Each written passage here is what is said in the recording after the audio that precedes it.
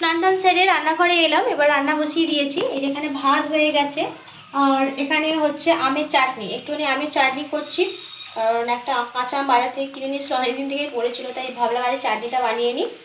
আর আজকে করব এখানে করলা দিয়ে আলু দিয়ে আর পেঁয়াজ দিয়ে একটা তরকারি করব, আর এখানে করব কলা মানে বিচে কলার একটা তরকারি করব, আর করলা আলু বেগুন দিয়ে একটা তরকারি করব। আর মাছের ঝোল খানিকটা পড়ে আছে, সেটা একটু গরম করব। আর ভাত হয়ে গেছে, ব্যাস এইগুলোই আজকে রান্না। আর ডিম, হ্যাঁ ডিম সেদ্ধ করেছি, ডিমের ঝাল করব। মোটামুটি টুকটুক করে 3-4টে রান্না হবে। আপাতত ভাতটা হয়েছে, ভাতটা নামিয়ে ফ্যানটা ঝাড়তে দিয়েছি। আর এখানে আমটা প্রায় ফুটে এসছে, এবার এখানে একটু চিনি দিয়ে দেবো, দিলে আমের চাটনিটা হয়ে যাবে। এই চাটনিটা একটু বেশি করে নিলাম, একটা গোটা বড় আম ছিল, সেটাকে বেশি করে বড় করে মানে করে রেখে দেবো, 2 দিন ধরে খাওয়া হয়ে যাবে, নাহলে রোজ একটু করে চাটনি করতে হবে।